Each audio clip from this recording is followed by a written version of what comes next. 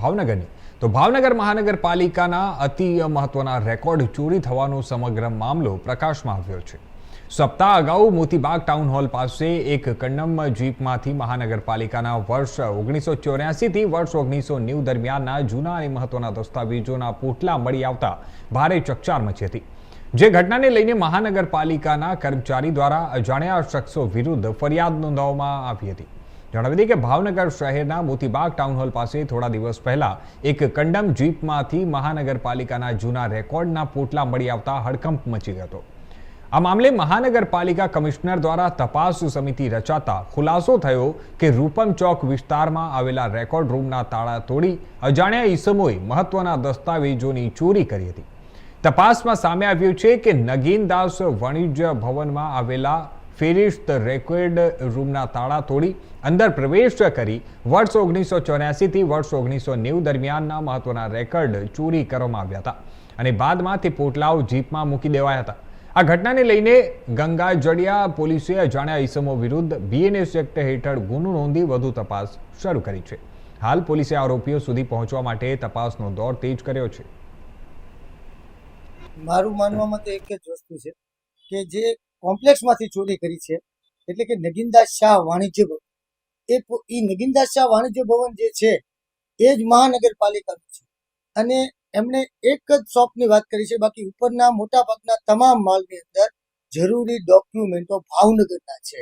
હવે જ્યારે સક્ષમ અધિકારી એમ કહેતા હોય કે ભાઈ ચોરી કરી છે, પણ હાલની તારીખમાં હું 42 વર્ષનો થયો છું, ત્યારથી અત્યાર સુધીમાં ક્યાંય પણ ચોરી કરવા માટે કાગળિયા ચોરી નથી કરતો, કારણ કે કાગળિયા ₹1.5 કિલો 2 રૂપિયા કિલો પચતી હોય છે, એટલે કોઈ દિવસ ચોર કાગળિયાની ચોરી ન કરે। ચોર શેની ચોરી કરે કે જરૂરી આ પૈસા છે, ઝવેરાત છે, એ રીતની ચોરી કરે છે। જ્યારે સક્ષમ અધિકારી એમ કે ચોર ચોરી કરી ગયો, પણ એ તદ્દન વાત ખોટી છે।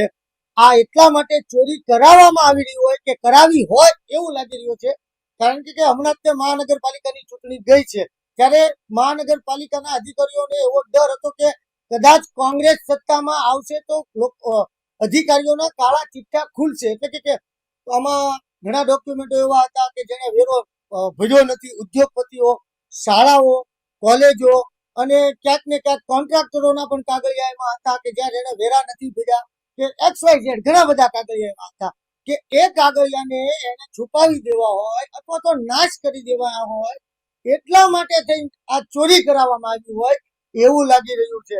ક્યાંક ને ક્યાંક બિલ્ડરો, કોન્ટ્રાક્ટરો અને શાળાઓ વાળાના ડોક્યુમેન્ટો સંતાડી દેવા કે બાળી દેવા માટે આ કરવામાં આવેલું હોય, બાકી ચોર કોઈ દિવસ ચોરી કરે નહીં।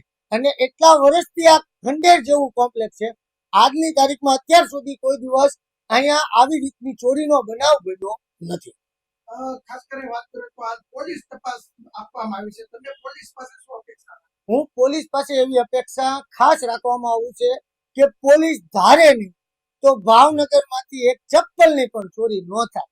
હવે રહી વાત આ ભાવનગરની અંદર હાટ કહેવાતો વિસ્તાર છે, નગીનદાસ શાહ વાણિજ્ય ભવન જેની સામે મોટું બિઝનેસ સેન્ટર આવેલું છે, એ હાટ છે ભાવનગરનું, કે તેની અંદર જે ટાઉન પ્લાનિંગ પાસેથી જે ડોક્યુમેન્ટો મળ્યા છે ત્યારથી અત્યાર સુધીમાં 6 કેમેરા આવેલા છે। તો 6 કેમેરામાં ક્યાંય પણ નજર મારે ને તો પણ તે ચોર પકડાઈ જાય એમ છે અને તમામ કાળા ચિઠ્ઠા જે દબાવી દેવામાં આવ્યા છે ખુલ્લી એક એમ છે, જો પોલીસ અધિકારી ધારે તો। મારું નામ કુણાલ CM ચૌહાણ છે। હાલ હું એસ્ટેટ વિભાગે એસ્ટેટ ઓફિસર તરીકે ફરજ બજાવું છું। સર, તાજેતરમાં જે ટાઉન હોલ ખાતે જે ફાઇલ મહાનગરપાલિકાની મોટા પ્રમાણમાં હાલ ગઈકાલે જે ફરિયાદ દાખલ થઈ છે એસ્ટેટ વિભાગ દ્વારા તમને જે એવા પ્રકારની ફરિયાદ છે ફાઇલ